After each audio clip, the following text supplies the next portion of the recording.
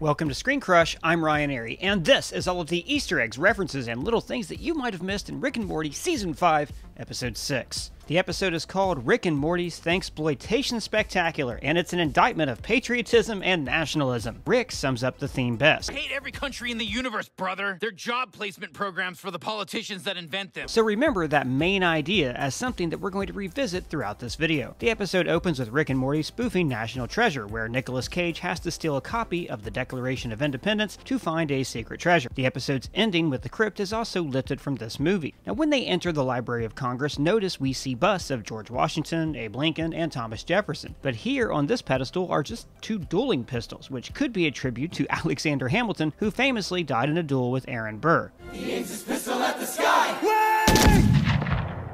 The pistols are also a reference to another classic sci-fi film that I'll talk about later in the video. When they approach the vault, Rick sprays the Minutemen uniforms to look like they've wet their pants, foreshadowing the disrespect the episode seems to show against the armed forces, before indicting the whole system that leaves vets uncared for as they deal with PTSD, but more on that in a minute. Also in the chamber is what might be the Holy Grail, and I'm just gonna say the Mirror of Gorgon, which Perseus used to kill Medusa, or it could just be a nice party tray. Next to the Constitution, we see Howard Chandler Christie's famous painting, The Signing of the Constitution, but this version is a little different. If you look right here, you'll see the animators added in your mom. Morty destroys several symbols of America, but what are symbols if not simply ideas that represent something that we all communally feel? By the end of the episode, Morty finds out that the symbols represented something that was a lie. I thought we were more special than that. Like we invented everything and did everything, and that's why we own everything. Now I don't know what to feel. The death ray shoots Lincoln in the back of the head, just like he was in real life. John, calm down. Listen to the woman, John. Calm down! I also thought the visual of the Lincoln Memorial being destroyed like this was a reference to The Handmaid's Tale Season 3. When the Statue of Liberty is unmasked as a Trojan horse, notice that it's a full-on steampunk robot. This is because, like Rick says, the French gifted it to America in 1886, the peak year for steampunk tech. I'm steampunk now.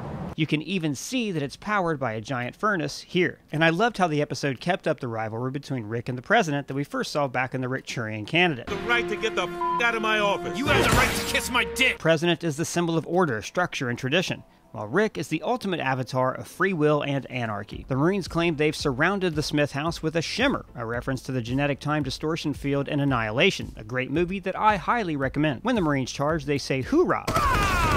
A spin on "Oorah," the battle cry used by the actual US Marine Corps. Then they're promptly eaten by some kind of Audrey 2, dying while pointlessly camouflaged. The president name drops, I'll put your outer space ass in a goddamn phantom zone with a bar of kryptonite soap around your neck. Phantom Zone is the dimension where Krypton locked up their prisoners, and kryptonite is of course one of Superman's many weaknesses, including magic, the light of a red sun, and women with the initials LL. So the story's whole plotline, with Rick disguising himself as one of the turkeys that the president pardons, was actually a gag used by the Onion like 15 years ago, with Scooter Libby posing as a turkey to get out of leaking the name of a CIA operative to the press for political payback. When they're describing their alternating plans, I liked how their holograms are in blue and red, kind of like the Jedi and Sith lightsabers. But this also helps the audience differentiate between the two scenes without thinking too hard about it. My favorite gag from this bit is when the president casually mentions that the turkey handler was euthanized. This time, the turkey wrangler's been euthanized. The vice president seems like a riff on Lyndon Johnson, the Texan who JFK chose as his running mate to shore up Southern voters. Careful, Dwayne. You're only vice president because I need 10% of the white vote. The VP definitely seems like a Texan with his bolo, and that monologue in the bar about why they fight. Or a world where he can fill his pickup with hot dogs and drive it to a jukebox full of our demographic's current favorite music. Sound from a very small town. Peebles, what? And this just hit a little too close to home. Coop, voiced by Cobb Vanth and Seth Bullock himself, Timothy Olyphant, calls Rick a spiky-haired Doctor Who, referencing, well, Doctor Who. He also name drops A Few Good Men, the Aaron Sorkin play and film about the Marine Corps. You can't handle the truth!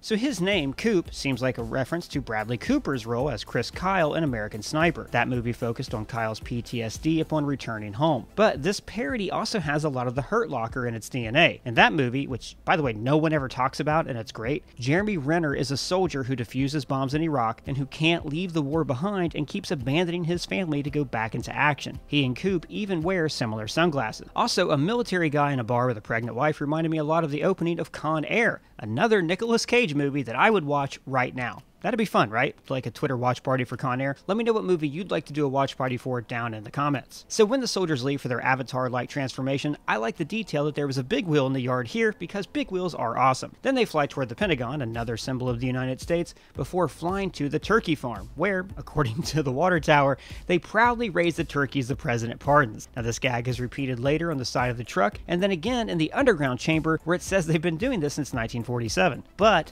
the first president to pardon the turkey, at least in our dimension, was JFK, and then Reagan normalized the process in 1982. I think that they began this in 1947 so they could feed these turkeys to FDR, who died in 1945. Then a soldier freaks out on the turkey farm. Sarge, this ain't like the simulation, man. I don't like it. Keep it together, Martinez.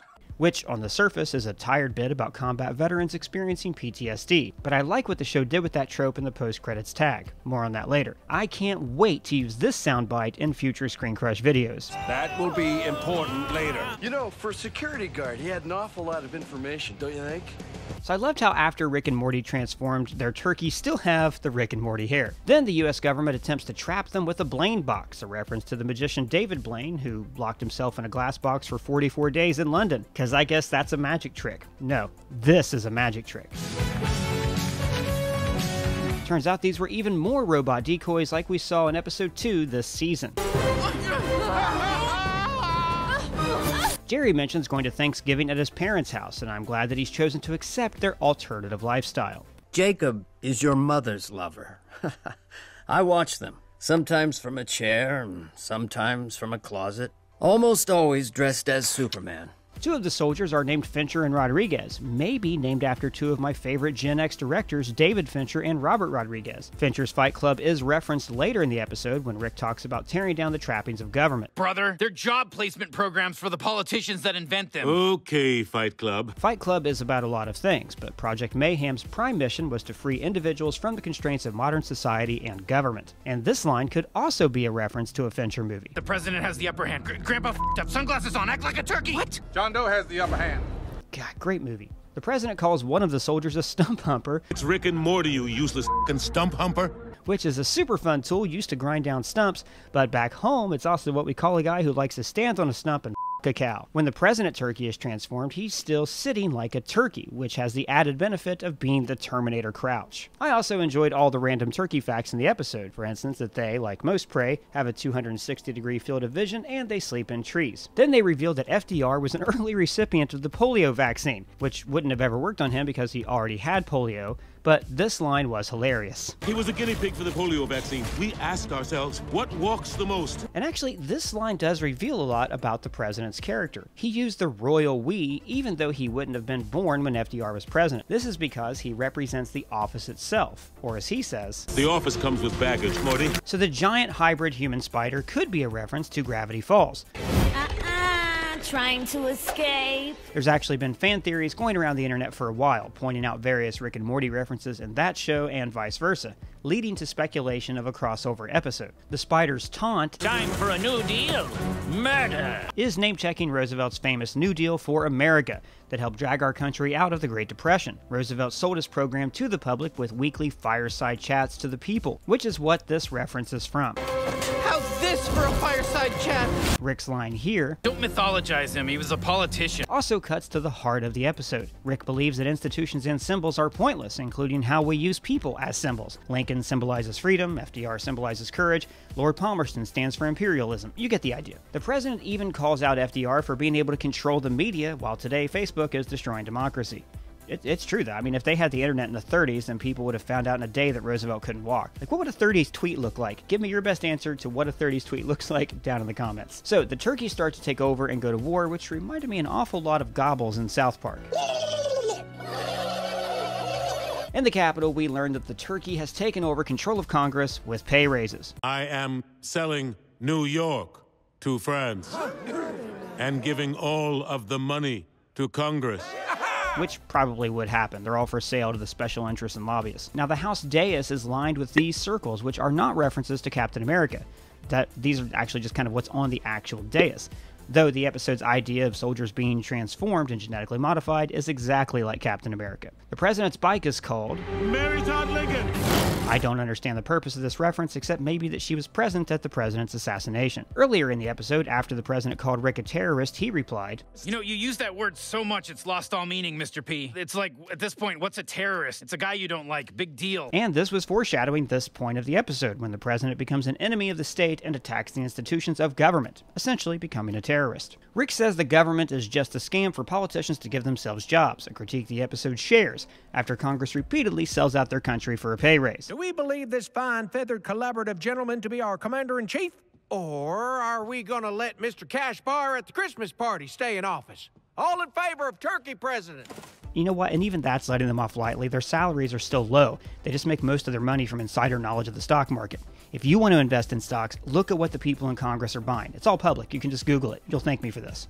Everyone finally agrees to put aside their differences and have a meal, and there's nothing more Thanksgiving than that. From the first Thanksgiving to the last one, when your weird uncle brought his 19-year-old girlfriend home and they both smoked pot in the garage. See, Thanksgiving is about overcoming mutual distrust to work together, which is exactly what Rick and the president do after having their meal. The family is watching a Charlie Kaufman remake of The Wizard of Oz. This Charlie Kaufman reboot of Wizard of Oz is destroying itself. That's why I need a brain. I'm doing a terrible job writing this. Kaufman specializes in films about the mind, but this seems to be directly breaking down his movie Adaptation, another Nicolas Cage movie. That film is about a screenwriter writing the movie that he's currently in. Kind of appropriate for The Wizard of Oz because of its dreamlike quality, and that Dorothy is essentially writing the story that she's living in. Dan Harmon has referenced Charlie Kaufman's meta-writing before in Community. I mean, come on, Charlie Kaufman. Some of us have work in the morning, damn. After the president decides to rally his people with the speech, Rick says, "I worked against the British. I'm in." Because at the time of the revolution, Britain had the world's most powerful military, and the American forces were filled with hill folk, the ancestors of Coop and his people. Birds replacing people.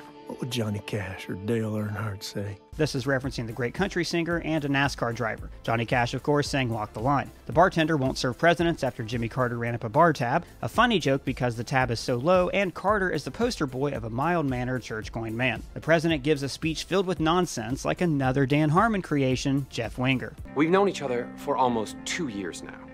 And yeah, in that time, I've given a lot of speeches. But they all have one thing in common. They're all different. Speeches are words, repeated words, listed words, repeated lists of repeated words. Harrison Ford is irradiating her testicles with microwave satellite transmissions. So more Rick and Morty decoys attack the National Mall with an object they are clear to point out is an unlicensed Star Wars AT-AT, and I actually never realized a generation gap on how to pronounce that before. Sir, we've got Rick and Morty coming in what appears to be an unlicensed Star Wars AT-AT, or as the millennials say, AT-AT. Rick operates it via remote control, just like he did the little car at the start of the episode. Now when they attack, they shoot buckshot at the turkeys, which is a great small detail. If you see something clucking or pecking, put a buckshot in its panties. When you hunt certain game, like turkeys, you use buckshot so you won't damage the meat. In the crypt, we learned that Native Americans and Pilgrims were actually aliens that traveled here in pyramids that look like the Eye of Providence. Much like their historical counterparts, they put aside their differences to kill and consume turkeys. I love that they summoned the corn stalks with a battle cry. See, part of the myth of the first Thanksgiving was a Native American named Squanto, who taught the Pilgrims how to grow corn, which they called maize. When the troops flee, they say, Whose side are we on? I don't know, but we've done enough to pay for college. Which is another indictment of the system. Rather than fighting for God, country, and patriotism, the government is forced to bribe people to get paid, just like Congress. Except these people, the soldiers, are being exploited. Morty once again destroys national landmarks, the Washington Monument and the moon landing site, even though the Rick Churian candidate showed us the chamber where Stanley Kubrick filmed the moon landing. So I guess someone eventually got up there to plant the flag. The channel heavy spoilers pointed out that this villain being decapitated by a satellite is likely a parody of the ending of the movie Speed. The fight ends with a couple Predator references. First, the exploding enemy. The president then relives his life, starting with the fall of the Berlin Wall, several PlayStation launches, Shakespeare in Love winning Best Picture, which was a joke, but the movie's still great, Hurricane Katrina, Maroon 5, and the Cubs winning the World Series. Then the aliens actually say, "We got this from a Predator," and throw him a musket. And this is a reference to the ending of the underrated Predator 2, when the Predator hands Danny Glover a pistol from the Revolutionary War. And I don't actually know why this one said that the president had betrayed his people. Do you? If you do, let me know down in the comments. So the post-credits scene is a parody of The Hurt Locker, when Jeremy Renner decides to return to combat. Notice that when the blueberries first fall, Coop moves his leg like a turkey would. When his wife mentions they don't have health care, he replies, "Ain't his fault our insurance got cut. We gotta build missiles." And this is the episode's first, actual political stance, pointing out that the nation with a military budget this large could at least give their vets health insurance for life. I mean, they do have VA benefits, but the system is a mess. And when we see the price he's paid for serving his country and believing in something, a random person in the store replies, "Well, I refuse to pay for this man's health care."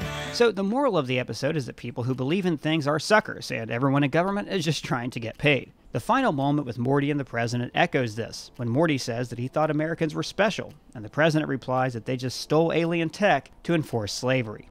Ouch. But that's just all the Easter eggs I noticed. If you found any, let me know down in the comments below or at me on Twitter. And if it's your first time here, please subscribe. For ScreenCrush, I'm Ryan Airy.